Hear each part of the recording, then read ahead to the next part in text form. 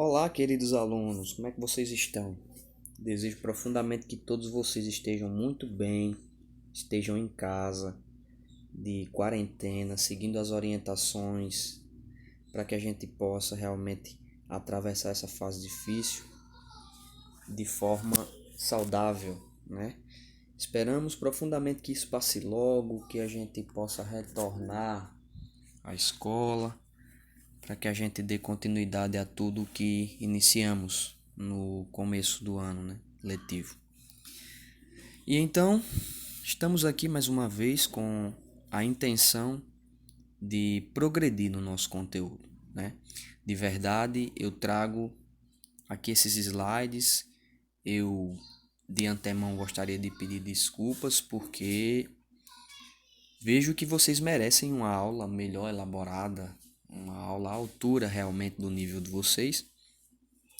Mas se eu ainda sou um pouco ogro com relação ao meio digital e tenho certa dificuldade em gravar aulas, mas estou tentando aqui dentro das minhas possibilidades ofertar a vocês algumas discussões que sejam necessárias à continuação da nossa premissa, que é o conteúdo, né? Nós precisamos realmente discutir nosso conteúdo, dar um prosseguimento adequado aos nossos conceitos.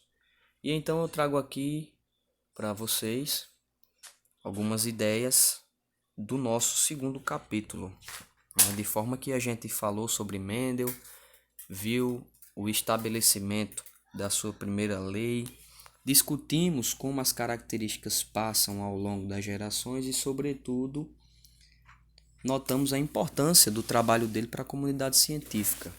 Porque se considerarmos, Mendel ele é considerado atualmente o pai da genética pelas suas descobertas, pelas suas inferências. Quando não havia nenhuma tecnologia, Mendel conseguiu desvendar um grande mistério da natureza que se referia à passagem das características dos pais para os filhos, né? Então, capítulo 2, que tem como título A Genética depois de Mendel.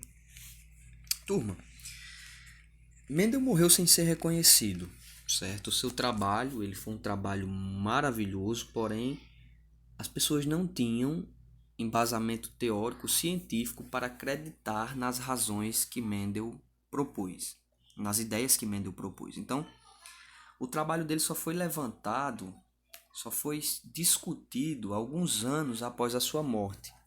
Alguns estudiosos, como Walter Sutton, ele começou a realizar estudos com gafanhotos, com espécies de gafanhotos, e aí descobriu que os gafanhotos possuíam cromossomos. E que esses cromossomos, de alguma forma, tinham alguma ligação com os fatores que Mendel descobriu.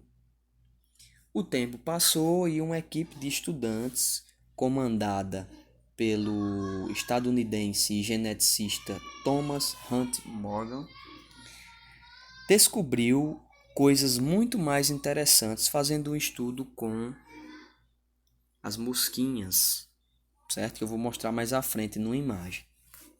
Antes, eu coloquei essa imagem no início do slide para que a gente possa entender mais ou menos como Mendel fez o seu trabalho. Vocês já cansaram de ver essa imagem em sala de aula, porém não custa nada frisar.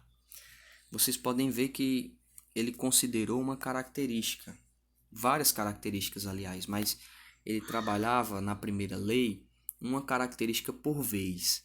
Então aí, nessa imagem, a gente se refere à cor da semente, né? Ele cruzou ervilhas que tinham sementes verdes com ervilhas que tinham sementes amarelas e obteve esses resultados. De modo, gente, que eu quero que vocês entendam e percebam que não houve nesses resultados aí nenhuma característica intermediária, ou seja, não apareceu ervilha laranja, não apareceu ervilha vermelha. Ele cruzou verde com amarelo e apareceram sementes amarelas e sementes verdes. Então, na primeira lei de Mendel, né, a gente disse que há uma dominância, né? O amarelo, por exemplo, dominou o verde e apareceu 3 vezes mais do que o verde. Porém, não houve nenhuma característica intermediária. Interessante a gente frisar isso, certo?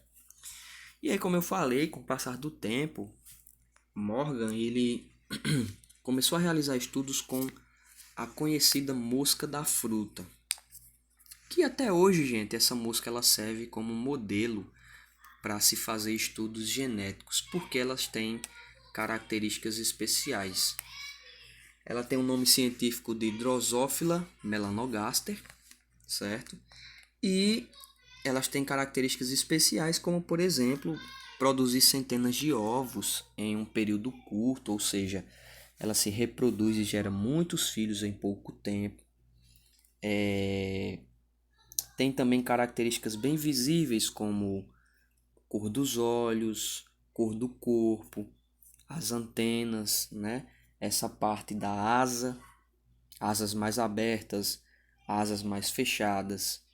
E assim, essas características eram importantes porque esses caras observavam como essas características passavam ao longo das gerações nessas moscas, certo? Então, fizeram um cruzamento de moscas diferentes, né? Algumas moscas são marrons, outras pretas, e assim sucessivamente. O que se percebeu, gente?